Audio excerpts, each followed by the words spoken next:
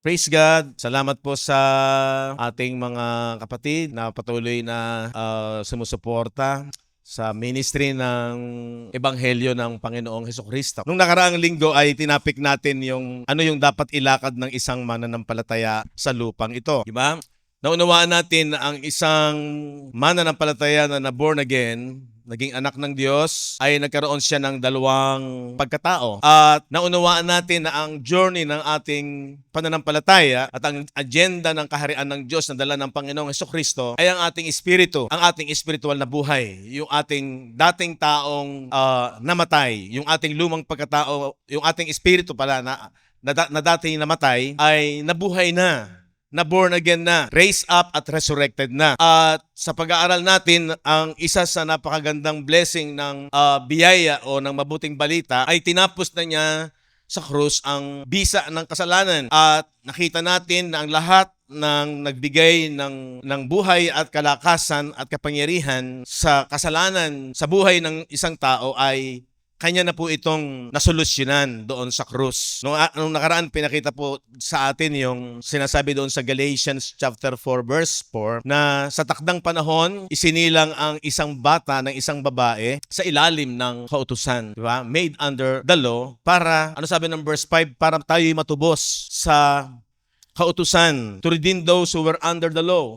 Diba? That we might receive the adoption of sons para matanggap natin ang pagkukupkop ng Ama sa kanyang anak. At yun po yung pinakapangarap, sabi ng Ephesians 1:4 and 5, before the foundation of the earth. Yun na yung itinalaga ng Diyos na purpose niya na ang lahat ay maging banal at walang dungis sa pag-ibig. At yun po ay maranasan ang pagkukupkop ng anak. Sabi ng verse 5, sa pamamagitan ni Kristo, having predestinated us unto the adoption of children by Jesus Christ to Himself. Diba? Yun yung pinaka ninanasa at mabuti sa paningin ng Diyos. Pangarap na niya bago pa niya likain ang anumang bagay. So ibig sabihin, ito na yung isipan ng Diyos bago palikain ang tao, bago palikain ang sanglibutan, ang anumang mga bagay na dapat maunawaan. At ito po yung napaka-bless natin dahil naunawaan natin yung kanyang pag-iisip. Kaya tama yung sinasabi ng 1 Corinthians 2:16, we have the mind of Christ. Diba? Napakaganda nung nasa atin yung kaisipan ng Diyos at ito yung nakita natin sa kasulatan sa Biblia. Ang kagandahan, sabi ng 1 Thessalonians 2:13, kung tinatanggap natin ang salita ng Diyos, di ba? Sabi niyan, when you receive the word of God, which you heard of us, na narinig nyo sa amin, ang sabi ni Apostol Pablo, you receive it not as the word of man. Tinanggap nyo ito hindi gaya ng salita ng tao, but as it is in truth. Ayon sa katotohanan, the word of God, kung hindi sinanggap natin ang salita, na salita ito ng Diyos, which effectually worketh also in you that believe. At ito po ay nagkakaroon ng buhay, gumagawa sa mga sumasampalataya. Kaya masasabi po natin na habang tayo nabubuhay, hindi na tayo nabubuhay sa ating sarili. Sang-ayon sa 2 Corinthians chapter 5:15. At siya'y namatay. Sino yon? Si Jesus.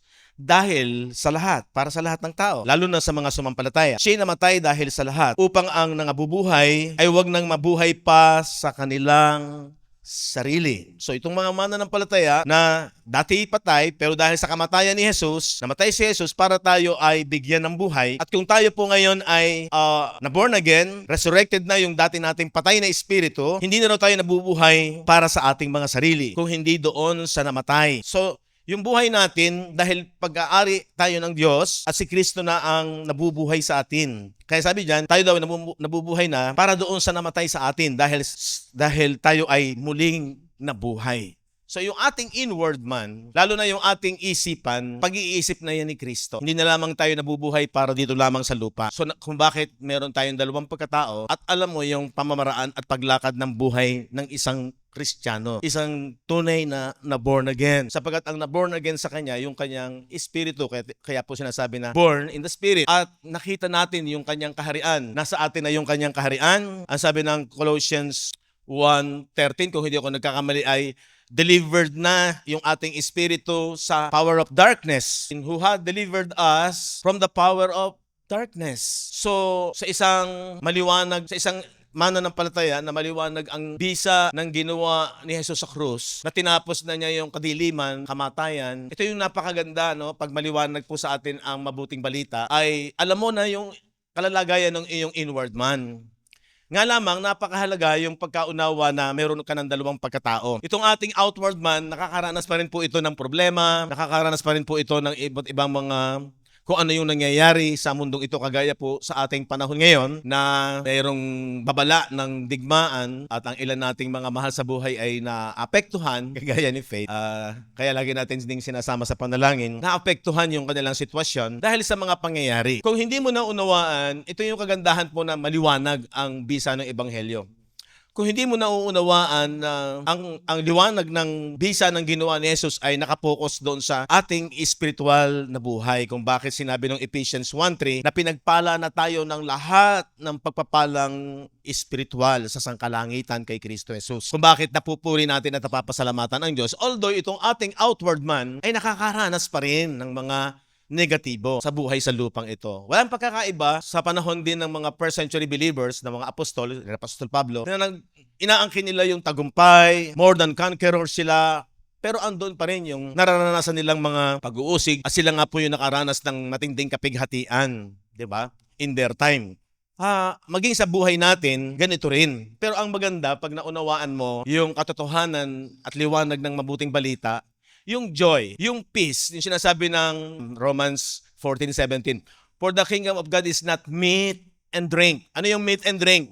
Sa physical. But righteousness, katwiran, ginawa tayong matuwid. Ano yung ginawang matuwid sa ating pagkatao? Yung ating espiritu, yung ating inward man. Yan yung sinasabi sa Daniel na pagdating ng Panginoong Jesucristo, tatapusin niya yung transgression at saka magkakaroon ng everlasting righteousness. So ang isang born again ay meron na siyang everlasting righteousness. Hindi na mawawala yung pagiging matuwid ng ating inward man. At meron yung peace. Peace dahil meron na tayong reconciliation at hindi na tayo pwedeng mahiwalay sa Diyos. Noon, hiwalay dahil sa kasalanan. Pero pagdating sa krus ng Kalbaryo, ito ay tinapos. Kaya laging sabi ko nga, napakalaking role pag maliwanag sa atin ang gospel of Christ, sapagkat dito tinapos yung power of sin.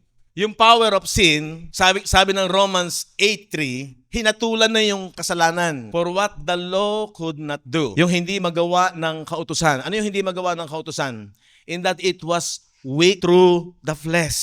Sa buhay ng isang tao, yung sin in the flesh, yung sinasabi sa Romans 7:9, ang sabi doon ay, no, nabubuhay akong walang kautusan, pero nung dumating ang kautusan, sin revived and I died. Nabuhay ang kasalanan, which is yung noun, nananahan. Ito po yung noun. Nananahan sa laman ng tao. Sin revived, nung dumating ang kautusan, nung dumating yung law, yun yung nagdahilan kung bakit nabuhay yung kasalanan. Sin revived and I died. Sabi nung 17, nung dumating yung law, sabi ni Paul, sabi niya, now then it is no more I that do it. Hindi na ako ang gumagawa nito. But sin that dwelleth in me. Kung hindi yung kasalanan nakatira sa akin. Saan nakatira? Tingnan niyo yung verse 18. For I know that in me, that is in my flesh. Di ba nilinaw dyan? Ano sabi dyan? In my flesh dwelleth no good thing. So merong masama o evil nananahan sa laman ng tao. Sa flesh ng tao. So yung connection po nito, kung bakit ang sabi nung Romans 8:3, for what the law could not do. Sabi ng verse 12 to 14, the law is good, the law is just, the law is righteous. Kasi yung law is nature of God. The law is holy. Ang problema, the problem is, yung tao, yung isip niya, yung espiritu niya, nasa siya o nagagandahan siya sa law, sa knowledge of good and evil. Ang problema, meron siyang sin in the flesh na against doon sa law, sa batas na sabi ay yun ay spiritual, yun ay matuwid. Nature nga ng Diyos yun eh. Kaya lang unfit ang tao. Pag sinabing unfit, ito yung kalalagayan ng tao. Hindi niya kayang sumunod. Kaya kung babalikan natin yung Romans 8:3, ang hindi magawa ng kautusan in that it was weak through the flesh. So, yun na yun. Dahil merong sin, noun, isang bagay, at yun nga yung kasalanan, nananahan sa laman ng tao, it was weak through the kaya hindi makatupad. Hindi niya kayang i-perfect yung laws. Kasi ang requirement ng law, according to James chapter 2 verse 10, ay kailangan mong ganapin lahat. Diba? Whosoever shall keep the whole law but offend in one point, he is guilty of all. Bagsak ka na rin sa lahat. Naintindihan ba natin yung bagsak ka na rin sa lahat? Ibig sabihin, murderer ka na rin, adulterer ka na rin, sa paningin ng Diyos, laglag ka dun sa lahat. Unlike sa religious mindset, pag ikaw ay natupad mo yung siyam, very good ka na. Di ba? Ganyan ang religious mindset eh. Okay ka na, mabait ka na, pwede ka na sabihan na, sana kunin ka na ni Lord dahil ang bait-bait mo.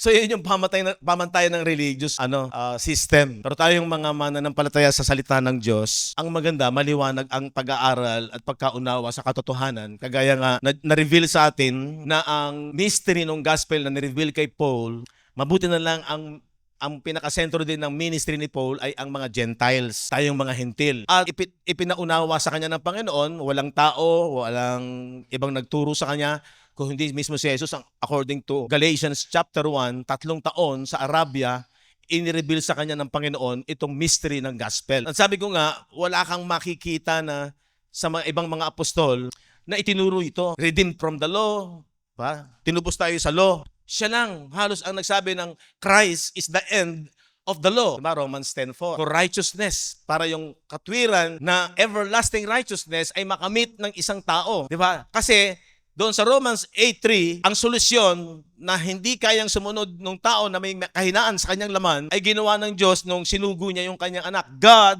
sending His own Son, si Jesus, in the likeness of sinful flesh. Diba? Yung kanyang flesh ay walang kasalanan. Sabi ng 2 Corinthians 5:21, He who knew no sin, siya na walang kasalanan. Wala siyang manang kasalanan, unlike sa natural na taong kagaya natin, sapagkat siya ay nabuo sa sinapupunan ni Mary na walang naganap na natural na pangyayari sa bawat isa sa atin, na sa pamamagitan ng babae at lalaki ay nabubuo ang isang baby sa sinapupunan ng babae. Kaya si Jesus, hindi siya dumaan sa ganong proseso, kundi sa pamamagitan ng Espiritu Santo ay nililiman siya ng Holy Spirit at si Jesus ay dinala niya sa kanyang sinapupunan. Walang manang kasalanan. Pero sa Psalms 51:5, lahat ng tao ay merong manang kasalanan. Tingnan natin. Behold, I was shapen in iniquity. Ano yun? Ipinaglihi ako sa kasalanan.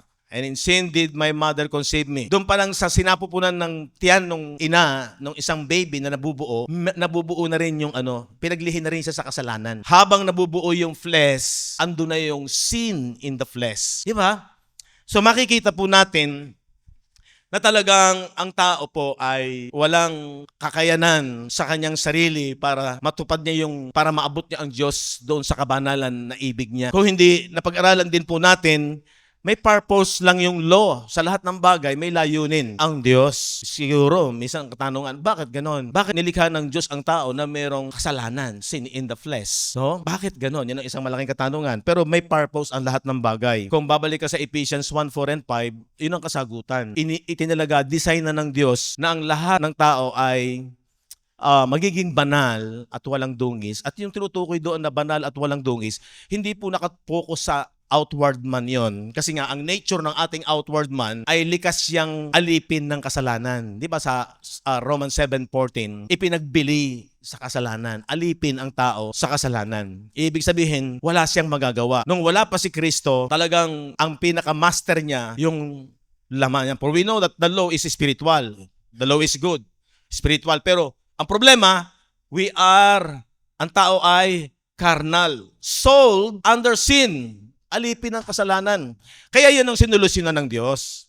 Pag bumalik ulit tayo sa Romans 8:3, ang solusyon ng Diyos, yung daw hindi magawa ng kautusan sapagkat sa mahina ang laman, God sending His own Son in the likeness of sinful flesh. Yung ang relate po dyan, yung 2 Corinthians 5:21, He who knew no sin became sin. Siya na walang kasalanan ay naging kasalanan. Ito yon. God sending His own Son doon sa cross in the likeness of sinful flesh. Nirepresent ni Jesus ang bawat tao, yung sinful flesh ng tao, bagaman si Jesus ay walang kasalanan, napunta kay Jesus doon sa cross. Nirepresent niya lahat ng sangkatauhan.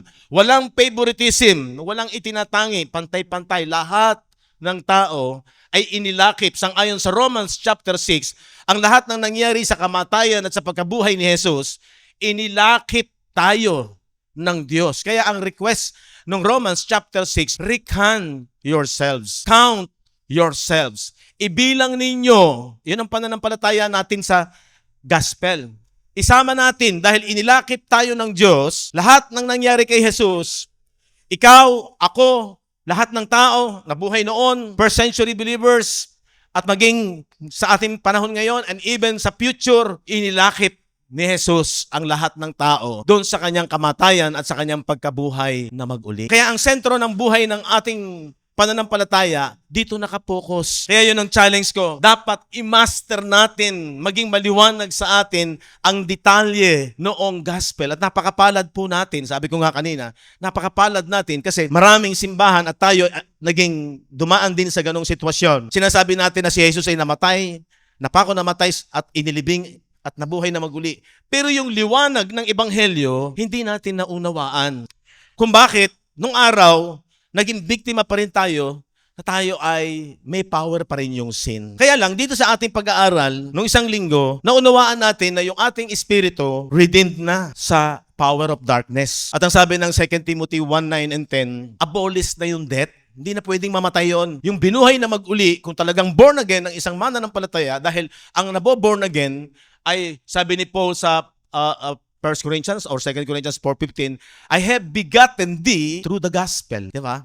At ang sabi ng Ephesians 1:13, pagkarinig ninyo ng salita ng katotohanan o aral ng katotohanan, ang ebanghelyo ng inyong kaligtasan, at kayo'y naniwala, kayo'y tinatakan ng Espiritu Santo. So yung born in the Spirit, may tatak ng Espiritu Santo. Sila yung nakarinig ng word of truth. Ano yung word of truth? The gospel of salvation. So ganun ka-importante yung magliwanag yung ebanghelyo ng maliwanag. Okay, hindi tayo humahatol doon sa mga tao na naniniwala sa krus. Pero ang kagandahan, lumagay na tayo sa katiyakan. Iniwan ng Diyos ang kanyang salita. Ito yung authority na dapat nating hugutan, pagtiwalaan, at madadiagnose mo ang sarili mo kapag nare-research mo ang Bible, magiging masaya ka at panatag ka dahil alam mo, ligtas ka. Nasa iyo ang Espiritu Santo, hindi sa pamamagitan ng pakiramdam, hindi sa pamamagitan ng emosyon, kung hindi sa pamamagitan ng authority ng salita ng Diyos, na ang salita ng katotohanan, ang ebanghelyo ng kaligtasan, pag ating pinaniwalaan at malinaw sa atin na yung ating espiritu, yung ating inward man, secured na yon. Dahil sabi ng 2 Timothy 1:9, who had saved us, na siyang sa atin ay nagligtas, and called us, diyan tayo tinawag, with unholy calling, not according to our works. Hindi sa pamamagitan ng ating mga ginawa, no? Walang requirements sa ating ginawa, but according to His own purpose and grace. So yung purpose dyan, yung sinasabi ng Ephesians 1:4 and 5, yun ang biyaya, which was given us in Christ Jesus, ayun na naman, before the world began, before time. Tapos ang sabi ng verse 10, dito, magiging maliwanag na yung sa ating inward man, hindi na yun mamamatay, but is now made manifest by the appearing of our Savior Jesus Christ. Ano sabi dyan? Nung dumating daw ang Panginoong Jesucristo dito, nung siya ay nagpakahayag sa kanyang ginawa, ano sabi dyan? Who had abolished death. Kaya wala na yung power of death. Defeated na yung death. Sa katotohanan, in their time, parang future pa yung gagapiin ng kaaway ayon sa 1 Corinthians chapter 15 dahil inaantay pa nila yung complete revelation ng ginawa ni Jesus dahil nakatayo pa yung templo. Kaya in their time, future pa yun na ang huling gagapiin, na sabi ng 2 Corinthians chapter 15 verse 23, 25, nakalagay doon, ang huling gagapiin ay ang kamatayan. Future pa sa kanila kasi may nakahahadlang yung templo, nakatayo pa yung Old Covenant system. Pero sabi ng Hebrew, malapit ng mapalis. Is now ready to vanish away. Hebrew 8:13. Kaya after that, nung bumagsak ang templo, lalo na sa ating panahon ngayon, malinaw na abolish na yung death sa ating inward man. So anong ibig sabihin? Yun po yung dapat nating tayuan, pagtiwalaan. And had brought life and immortality to light through the gospel. Ayun na naman yun, oh. Nagbigay ng buhay na walang hanggan sa pamamagitan ng mabuting balita. Di ba? Napakaganda sa isipan, napakasarap sa isipan. Di mong maipaliwanag yung comfort para sa iyong inward man. Wala na yung eternal death. Save na yon sa eternal death. Kung hindi siya meron ng eternal life. Yun po yung joy. Yun po yung meron ka ng righteousness, hindi na mawawala yun. Yun yung peace. Tanong, physical ba yun? Hindi. Spiritual po yun. Hindi po nakapokus sa physical yun. Yung joy po doon, joy in the spirit, iba po yung joy na tayo maging masaya. Walang masama na maging masaya tayo sa lupa. Pero wag mong ika-count yung joy mo sa pag-i-enjoy mo sa lupang ito, yung sa sinasabi na ang kaharian ng Diyos ay hindi ang pagkain at pag-inom. Kung hindi ang kaharian ng Diyos ay ang katwiran, kapayapaan, at kagalakan sa Espiritu. Ang linaw po niyan na ang blessing ng Diyos ay doon sa ating inward man.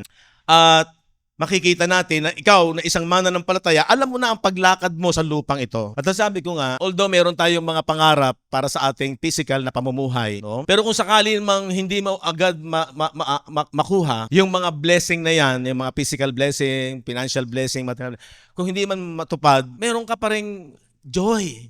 Meron ka pa ring peace. Hindi mawawala yung righteousness. Kaya napaka-importante sa buhay ng mga mananampalataya na lalong magliwanag ang kagandahan ng ginawa ni Jesus. Although meron tayong nararanasan minsang mga kabiguan sa lupang ito, patuloy makaka-move on ka. Amen po ba? So yun yung katotohanan ng journey ng ating pag-aaral na tinanggap natin ang salita ng Diyos, hindi kagaya ng salita ng tao. At ngayon, maunawaan natin, yung pinag-aralan natin nung nakaraan, kung hindi ako nagkakamali, 1 John chapter 2, ang anak ng Diyos hindi na nagkakasala sapagkat nananahan sa kanya ang binhi. So anong part ng iyong pagkatao, pag hindi mo naunawaan yung inward and outward man, makukonfuse ka. So kailangan pala ang anak ng tao hindi na nagkakasala, ang anak ng Diyos hindi na nagkakasala. Tanungin mo sarili mo, hindi ka na ba talaga nagkakasala? Yeah. Nagkakamali pa rin tayo. Minsan ginagamit ko yung pagkakamali kasi yung word na pagkakasala, pag under ka sa law. Wala na tayo sa under sa law. Pero subjected sa Romans chapter 13, subjected po itong ating outward man sa civil law, sa moral ng tao. Di ba? Pag ikaw ay nag-violate sa batas ng ating gobyerno, sang-ayon sa Romans 13, mananagot ka. May parusa. So, maliwanag yung buhay ng dapat mong ilakad sa lupang ito. Na meron kang pamumuhay sa panlupa, pero yung relasyon mo sa Diyos, meron kang relasyon sa physical, pero meron tayong relasyon sa Diyos. Kaya di ba sabi doon sa 2 Corinthians 4:18, ang mga mananampalataya, hindi lamang nakapokus sa nakikita. While we look not on the things which are sin, but at the things which are not sin. For the things which are sin are temporal, but the things which are not sin are eternal. So, magkabukod ba? Yes. Magkabukod yung mga bagay na pang-physical at bukod yung mga bagay na pang-spiritual. So dapat balanse ang buhay natin. Sabi ng 2 Corinthians chapter 5 na binasa natin kanina, ang mga tunay na born again hindi na nabubuhay para lamang dito sa physical. Sapagkat unang-una, yung ating inward man, yun po ay, yung ating pag-iisip ay pag-iisip na ni Kristo. So, napakalinaw po niyan. And then sabi ng Colossians chapter 3, verse 1 and 2, sabi diyan, if ye then be risen with Christ, seek those things which are above. Pag sinabing above, hindi po yung geographical place. Kung hindi pagka heavenly, spiritual, yung mga pangako ng Diyos. Where Christ seated on the right hand of God. At alam natin mga mananampalataya na ang langit ay hindi malayo.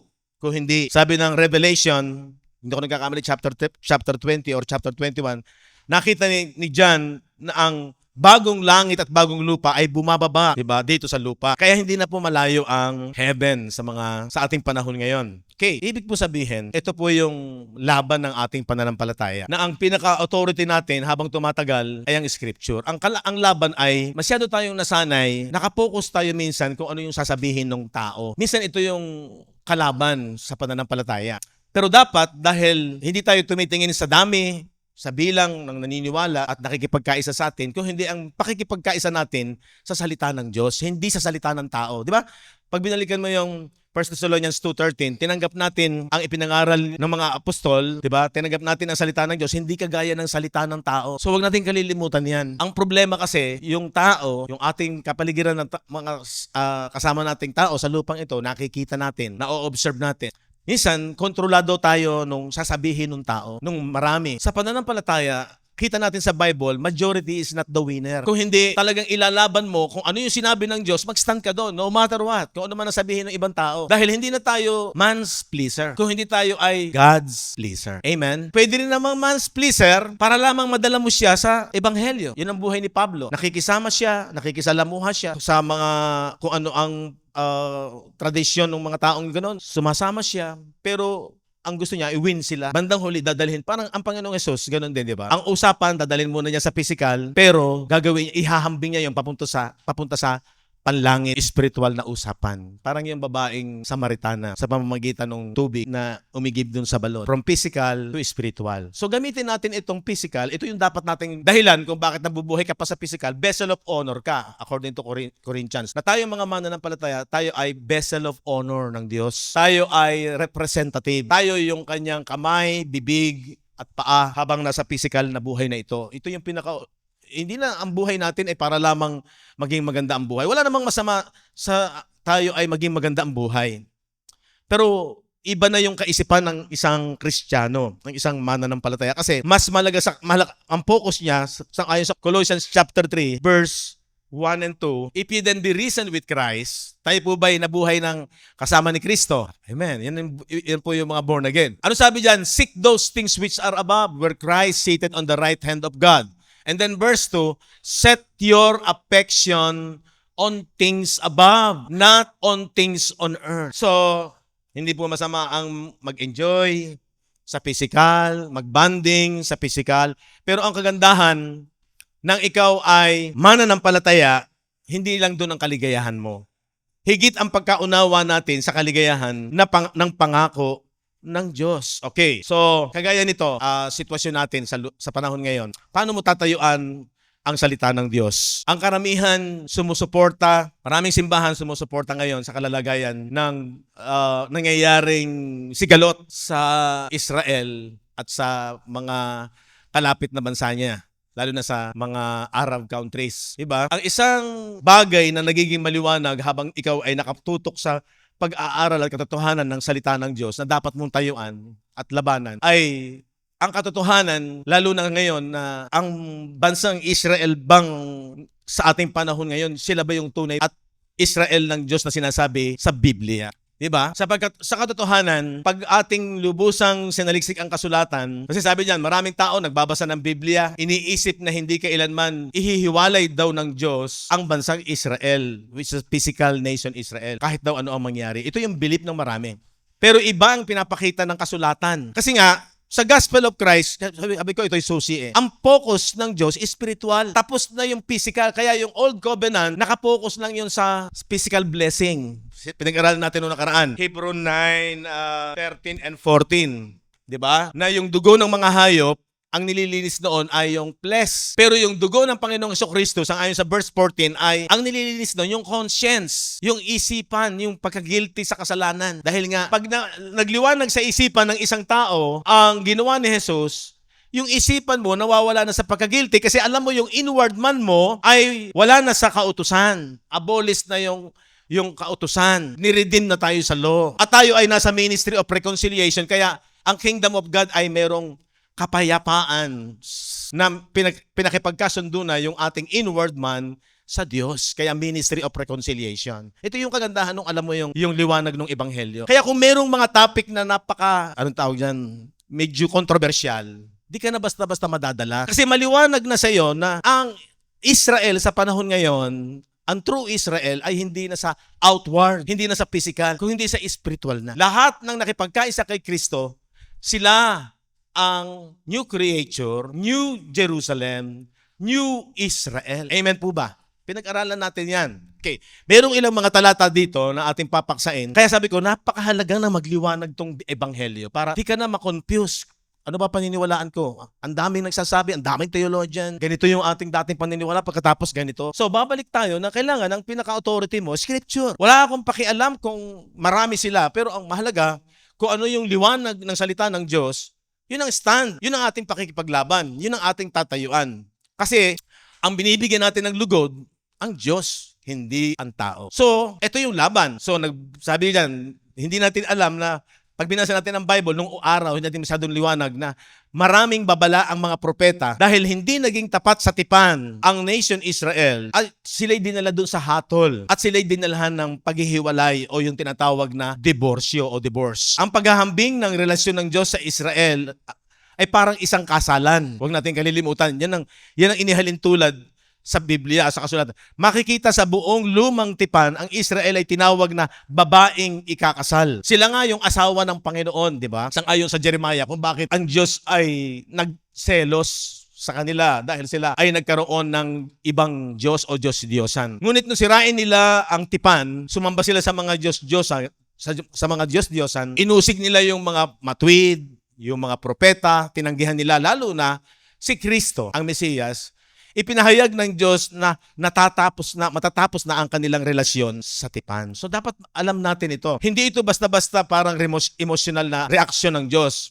Ito ay bahagi ng batas ng tipan, ng unang pakikipagtipan ng mga Israelita sa Diyos o kay Yahweh. Babala na ng kautusan ni Moises kung ano ang mangyayari kapag sinira nila ang tipan ng mga taga-Israel. Ang pagkawasak ng Jerusalem noong AD 70 ay hindi isang trahedya lamang. Ito ang pinakahuling hatol sa tipan na nagtapos sa lumang kaayusan ng tipan na yon. So yun po yung katotohanan. Tingnan natin sa Jeremiah chapter 3 verse 8. And I saw when for all the causes whereby backsliding Israel committed adultery, I had put her away and given her a bill of divorce.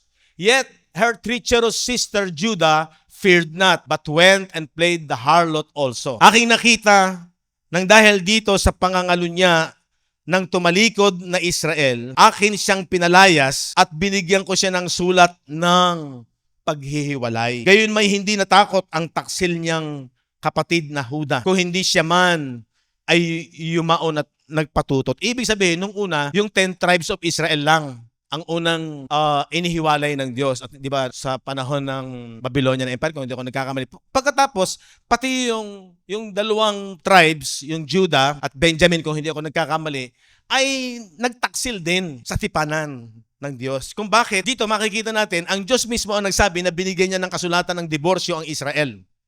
Ang wika na ito ay galing sa batas ng tipan, sa batas ng kasal sa Israel. Tingnan natin yung Deuteronomy chapter 24 verse 1 to 4. Pagka ang isang lalaki ay kumuha ng isang babae at pinakasalan, ay mangyayari nga na kung ang babae ay hindi kalugdan ng kanyang mga mata, sapagkat kinasumpungan niya ng isang kahiyahiyang bagay, ay lalagdag siya ng isang kasulatan ng paghihiwalay, divorce, at ibibigay niya sa kanyang kamay, at pagpapaalamin niya siya sa kanyang bahay. At pagkaalis niya sa bahay ng lalaki, ay makayayaon siya at makapag-aasawa sa ibang lalaki. Verse 3, at kung kapuotan siya ng huling asawa at lagdaan siya ng isang kasulatan ng paghihiwalay at ibigay sa kanyang kamay at papagpaalamin siya sa kanyang bahay, o kung mamatay ang huling asawa na kumuha sa kanya upang maging asawa niya. Verse 4, hindi na siya makukuhang muling maging asawa ng kanyang unang asawa na humiwalay sa kanya pagkatapos ng kanyang mapangayupa pa siya, sapagkat yaoy karumal-dumal sa harap ng Panginoon, at huwag mong pagkakasalahin ang lupain na ibinigay na pinakamana sa iyo ng Panginoon mong Diyos. So yan po, ayon sa kautusan una sa bansang Israel, sa lumang tipan, patungkol sa pag-aasawa na pagka nagkaroon ng hindi magandang pangyayari, ay nagkakaroon ng kasulatan ng paghihiwalay. So alam yan ng bansang Israel. Sundan natin sa Isaiah chapter 1 verse 2. Makinig kayo o langit, at pakinggan mo o lupa, sapagkat nagsalita ang Panginoon, aking pinalaki ang mga anak, ngunit sila'y naghimagsik laban sa akin, and they have rebelled against me. Sino yung kausap niya dyan na langit at lupa? Sa ating pag-aaral, tanggap na natin, yan ang nation Israel, di ba?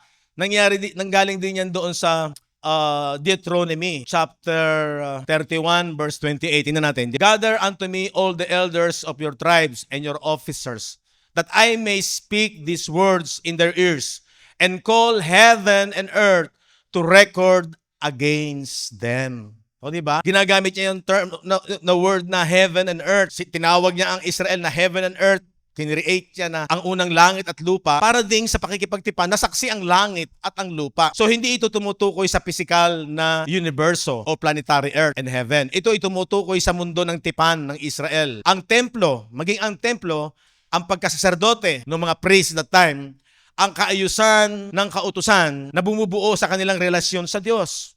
Di ba yung tinuro sa atin yung templo, yung Holy of Holies, para yun ang heaven kasi yung presence ng Diyos, yung clouds, bumababa doon. Yung holy place, yun ang earth kasi doon nagbi-minister tong mga priests. Di ba? Halos araw-araw nagbi-minister sila doon sa holy place, yung mga priests.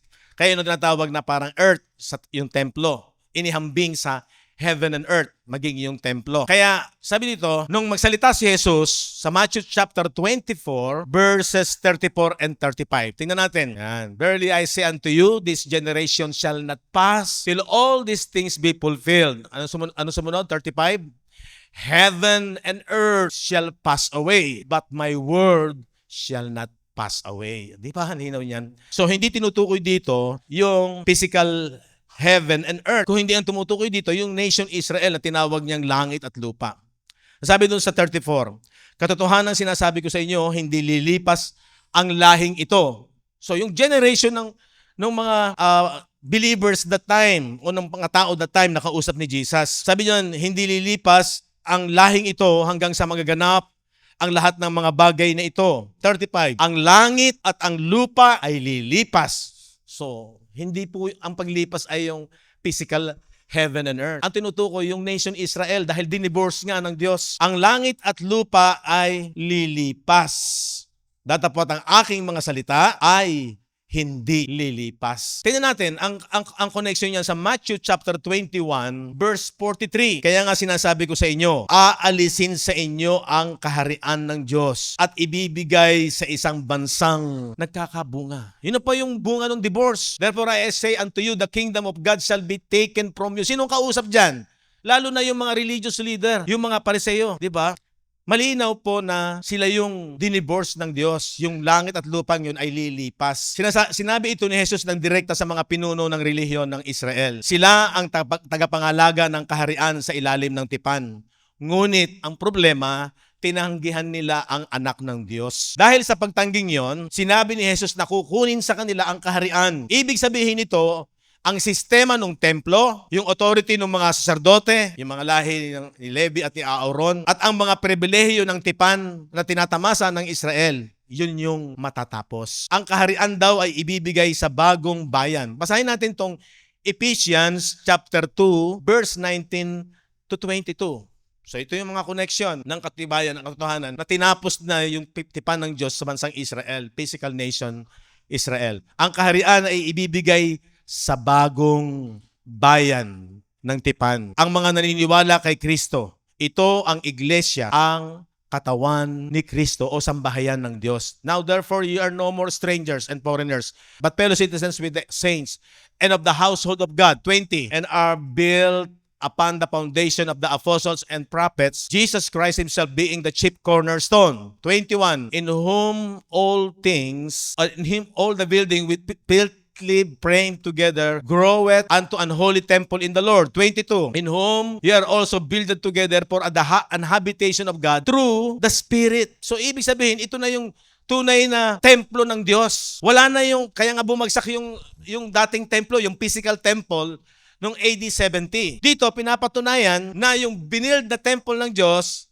ang foundation ay ang mga yung 12 apostles, yung 12 elders sa yung 12 forefathers kung tawagin sa lumang tipan, yung mga anak ni Jacob, ni Jacob. Pagkatapos sa panahon ng bagong tipan, ito yung 12 apostles, yung 12 apostol. At yung lahat ng mga naging bunga ng paghahayag ng ebanghelyo, sila yung mga mananampalataya, sila yung mga naging sambahayan ng Diyos. Di ba tayo yung templo ng Diyos? Hindi na siya physical building. Kaya yung sinasabi ng ina-expect ng marami at maging kami nung araw, pag daw ni-revealed yung third temple sa Israel, yan na yung tanda na siya'y babalik na. Pero imposible na mangyari yun kasi tinapos na nga ng Diyos yung physical temple. Ako natandaan ko po nung araw, sa tuwing magkakaroon ng mga pangyayari na ikinokonek sa end times. Ayan, malapit na bumalik ang Panginoon. Malapit na ang last days. Natandaan ko noon, mayroong balita na, alam niyo ba, noon pa yun nire-rebuild na raw doon sa Jerusalem yung third temple. Hanggang ngayon, wala namang magpatunay noon. Pero maraming mismo mga theologian na nagsasabi, nire-rebuild na yung temple. Ano yun? Babalik uli sa paghahandog sa mga hayop? Tinapos na nga yun ng Panginoon noong AD 70. At malinaw na sinasabi ng Bible na tayo na yung templo, spiritual temple. Kaya maliwanag na ipinapahayag na natapos na yung tipan na yun ng physical temple, physical Jerusalem, physical holy city. Tapos na po yan. Old heaven and old earth. Ngayon ay nasa new heaven and new earth na. Kaya sabi dyan, ibinigay ang bagong bayan ng tipan. Yung mga naniniwala kay Kristo, sila na yung iglesia, sila din yung katawan ni Kristo, sila din yung templo ng Espiritu Santo. Tingnan natin ang isa pang katibayan na napapahayag na talagang ang physical Jerusalem ay wala na. Matthew 23:37 to 38. Verses 37 to 38. Ano sabi dito? O Jerusalem, Jerusalem, na pumapatay sa mga propeta at bumabato sa mga isinugo sa iyo. Ilang beses kong naistipunin ang iyong mga anak tulad ng pagtitipon na inahing manok sa kanyang mga sisiw sa ilalim ng kanyang mga pakpak. Ngunit ayaw ninyo. O di ba? Ilang beses na ginawa ng Diyos ang gumawa ng paraan para magkaroon ng reconciliation, para magkaroon ng pagkakasundo uli sa nation Israel. Pero ayaw nila eh. Nagpapadala siya ng mga propeta, pinapapatay nila. Lalo na ang pinakahuli, ang anak mismo ng Diyos, ang Mesiyas, ni-reject nila. Kaya sabi nito, pumapatay sa mga propeta at bumabato sa mga isinugo sa iyo. Ilang beses kung naistipunin ang iyong mga anak na tulad ng pagtitipon ng inahing manok sa kanyang sisiw sa ilalim ng kanyang mga pakpak. Ngunit ayaw ninyo. Ano sumunod? Tingnan ninyo ang inyong bahay. Pag sinabing bahay, yun yung physical nation Israel, physical Jerusalem. Tingnan ninyo ang inyong bahay ay iiwan sa inyo na wasak. Kailan nangyari yan? Noong AD 70. Diba? Pag binasa mo sa history, isa ito sa pinakamalino na sandali kung saan inihayag ni Jesus ang darating na hatol sa Jerusalem. Hindi naman buong mundo yun eh. Exclusive lang sa physical Jerusalem that time. Ang lungsod na dating simbolo ng tirahan ng Diyos. Diba? Ang Diyos tumitira sa kanila noong that time, sa templo. Pag sila ay naghahandog, pag sila ay nananalangin, bumababa yung clouds doon sa Holy of Holies. Ganun kasi ang Diyos eh, gusto niyang manahan talaga. At ang una yung sa lumang tipan, nananahan na siya sa basang Israel, sa nation Israel. That time, sa physical temple, bumababa yung kanyang presence. Pero ngayon, wala na yon. Sana ngayon nananahan yung presence ng Diyos? Sa mga mananampalataya, sa mga tinanggap yung karunungan at sistema ng Diyos. Ito yung mabuting balita. Pag nanampalataya ka dito, di ba sabi doon, sealed ka ng Holy Spirit. After you heard the word of truth, the gospel of your salvation, then after you believe, you were sealed with the Holy Spirit of promise. Ano sabi ng John 14:23? Kung ako inyong iniibig, tutuparin ninyo, iingatan ninyo ang aking mga salita. Ako at ang aking Ama ay mananahan sa Kanya. Sa panahon ngayon, nasa atin ang presence ng Diyos. Tayo ang templo ng Diyos, ng Espiritu ng Diyos. Amen po ba? O diba? So maliwanag, wala na yung physical temple. Hindi na magiging katanggap-tanggap sa Diyos na kung magpatayo pa, magre-rebuild pa ng temple. Napakalinaw po nun. Isa ito sa pinakamalinaw na sandali kung saan inihayag ni Jesus ang darating na hatol sa Jerusalem. Ang lungsod na dating simbolo ng tirahan ng Diyos. Naging lugar na pumatay sa mga propeta at tumanggi sa Mesiyas. Nang sabihin ni Jesus na ang inyong bahay ay iiwan na wasak, tinutukoy niya talaga yung templo, ang buong sistema ng tipan sa Jerusalem. Yung element of the world na tinatawag, yung element ng mga bagay nung ginagamit nila doon sa templo sa pamamaraan ng lumang tipan ng kautusan ni Moises. Ang templo ay tinatawag na bahay ng Diyos. Ngunit dahil sa pagtanggi ng Israel sa kanya, sinabi ni Jesus na ito'y iiwan at sisirain. Sang-ayon sa Matthew 24:1 and 2. At lumabas si Jesus sa templo at payaon sa kanyang lakad. Galing sila sa templo at nagsilapit sa kanya ang kanyang mga alagad upang sa kanya ipamalas ang gusali ng templo. So yung pagkalabas sila sa templo, pumunta sila sa bundok ng Olibo, kita yung templo. Lumapit yung mga alagad at tinuro ng mga alagad, kita mo ba yan? Ang ganda kasi ng templo noon that time. Datapos siya sumagot, sabi ng verse 2, at sa kanila'y sinabi, hindi ba ganinyo nakikita ang lahat ng mga bagay na ito? Katotohanan, sinasabi ko sa inyo, dito'y walang maiiwang isang bato sa ibabaw ng ibang bato na hindi ibabagsak. So ano yung ito thrown down? Yung templo. Hindi po yung lahat ng building sa buong mundo. Nung araw, nahimok at nakumbinsi ako na yung pagdating ng end times, magkakaroon ng malakas ng lindol, lahat ng building babagsak. Sa napakalaking error po yun. Kasi sa context ng usapan, galing sila sa templo, pagpunta sila sa bundok ng Olibo, itinuturo ng mga alagad yung templo at sinabi agad ni Jesus, walang bato sa ibabaw ng bato na yan na hindi igigiba. Amen? So ito yung kagandahan na talagang binibigyan mo ng authority yung scripture. Ang importante lang dito, kailangan focus ka talaga sa pagbasa at pag-aaral. Alam niyo ang problema sa mga alagad, ipinahayag naman ni Jesus yung mangyayari sa kanya na siya ibibigay sa mga hentil at papatayin. Pero sa ikatlong araw, siya ay muling bubuhayin. Alam niyo ang sabi doon, hindi naunawaan ng mga alagad ang lahat ng sinabi ni Jesus. Ganun yung isipan ng tao. Hindi mo agad-agad mauunawaan sa isang pasadahan. Kaya kailangan talagang mapamilyar tayo sa Bible. Sabi ko nga, sana magkaroon ng pagbabago o tinatawag na breakthrough tayo sa ating panahon. Simulan natin ito. Kung talagang binibigyan natin ng importansya ang salita ng Diyos na ito talaga ang salita ng Diyos at hindi salita ng tao, ay pagtsatsagaan natin ito. Kasi maraming tao nag-aantay na sana magsalita ang Diyos sa akin. Sabi ko nga last Sunday, may danger pa dun na yung mga audible voice na sinasabi ng mga sino-sino na nagsalita raw ang Diyos sa kanya, parang si Kibuloy, no? Yun ang mas binibigyan ng importansya. No, ang dapat natin bigyan ng importansya, mag-aral tayo, magbasa tayo, at magtiyaga tayo sa pag-aaral ng salita ng Diyos. At yung mindset ng religious system, iwanan na natin po yun. Matagal na panahon na nasanay tayo na basta uma-attend tayo, okay na, nakakapakinig naman tayo ng salita ng Diyos. Pero yung talagang siyasatin mo, yung sinasabi sa Acts na yung mga taga-Macedonian ay mas naging marangal pa sa mga taga-Thessalonica dahil pagkarinig nila ng mga turo ng mga apostol, pag uwi nila sa bahay, sinisiyasat pa nila ito ng magaling kung totoo nga ang lahat ng bagay. Parang ganito rin. Nung araw, tagal ko nag-aral sa Bible School, ilang taon, pero sabi ko, grabe yung, nakatulong yon, nakapagbasa ka, nakapag-aral ka, pero habang tumatagal, pag pala talagang pumukus ka at tiyaga sa pag-aaral, nagiging maliwanag ang lahat. At ang kagandahan, ang tunay na pagsamba sa Diyos, sa espiritu at sa katotohanan sa pamamagitan ng kanyang salita, sa pagpapahayag ng tunay na blessing na ibig na